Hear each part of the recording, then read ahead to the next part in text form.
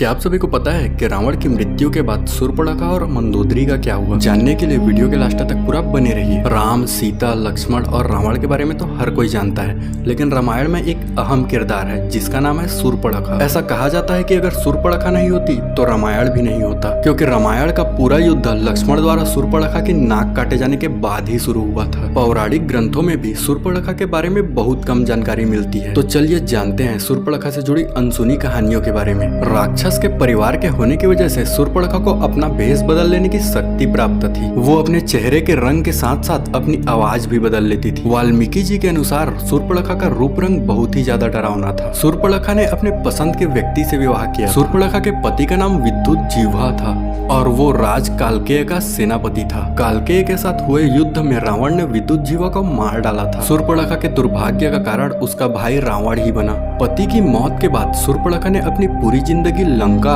और दक्षिण भारत के जंगलों में बिताई। वो कुछ दिनों के लिए अपने रिश्तेदार खर और दूसर के साथ भी रही। श्री राम के वनवास के द्वारा शूर्पणखा ने एक बार राम को देखा और वो उन पर मोहित हो गई थी, लेकिन एक पत्नीव्रता होने की वजह से राम ने उसे लक्ष्मण के पास भेज दिया। लेकिन लक्ष्मण भी एक पत्नीव्रता थे, इसलिए उन्होंने भी शूर्पणखा को अपनाने से इनकार कर दिया। तब गुस्से में आकर शूर्पणखा ने सीता पर हमला करने की कोशिश की, जिसके बाद लक्ष्मण ने उसके नाक काट दिए। हालांकि एक कहानी ये भी है कि पति के मर जाने के बाद वो अपने भाई रावण से बदला लेना चाहती थी, लेकिन उसे रावण की शक्तियों का एहसास था। जब उसने राम के पराक्रम के बारे में सुना तो रावण से बदला लेने की उसकी इच्छा फिर से जाग गई। इसीलिए उसने राम और रावण के बीच दुश्मनी पैदा करने का काम किया, जिसकी वजह से रावण ने सीता का अपहरण किया और अंत में राम के हाथों उनकी मृत्यु हुई। अब आते हैं शूर्पणखा का अंत कैसे हुआ। कहा जाता है कि रावण के मौत के बाद शूर्पणखा विभीषण के साथ लंका में ही रह गई। कुछ सालों बाद शूर्पणखा और उसकी सौतेली बहन कुंभनी समुद्र के किनारे मृत अवस्था में पाई गई थी।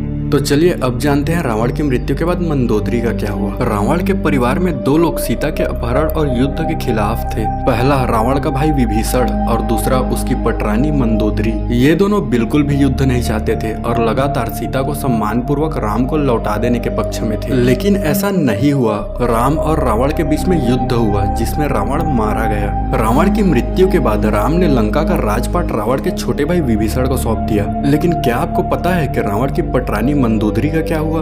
आखिर क्यों उसने विभीषण से शादी करने का फैसला किया? रावण के मौत के बाद भगवान राम ने मंदोदरी को विभीषण से शादी करने का प्रस्ताव दिया था। उन्होंने समझाया कि विभीषण के साथ मंदोदरी की जिंदगी बेहतर रहेगी, लेकिन मंदोदरी ने इस प्रस्ताव को अस्वीकार कर दिया था। मंदोदरी बहुत धार्मिक थी और ज्योतिष की प्रकांड विद्वान थी। रावण की मृत्यु के बाद उसकी पटरानी मंदोदरी प्राण त्यागना चाहती थी। ऐसा कहा जाता है कि इसके बाद भगवान राम, सीता और हनुमान के साथ मंदोदरी को समझाने गए। तब ज्योतिष की प्रकांड विद्वान मंदोदरी को महसूस हुआ कि धार्मिक और तार्किक तौर पर, नैतिक तौर पर सही देवर विभीषण से विवाह करना गलत नहीं होगा। ये महसूस होने पर उसने इस प्रस्ताव को स्वीकार कर लिया और उसके बाद विभीषण से शादी हुई। हालांकि मंदोदरी के विभीषण से शादी करने की एक वजह यह भी बताई जाती है कि रावण के निधन के बाद मंदोदरी भी उसकी चीता के साथ सती होने जा रही थी, लेकिन राम ने उसे रोक लिया। इसके बाद मंदोदरी के पास देवर से विवाह कर लेने के अलावा कोई विकल्प नहीं बचा था। दोस्तों, अगर आपको वीडियो पसंद आया तो वीडियो को लाइक जरूर कर दीजिए और साथ ही साथ अगर आप चैनल पर नए हो तो चैनल को सब्सक्राइब करके बेल आइकन जरूर दबा दीजिएगा।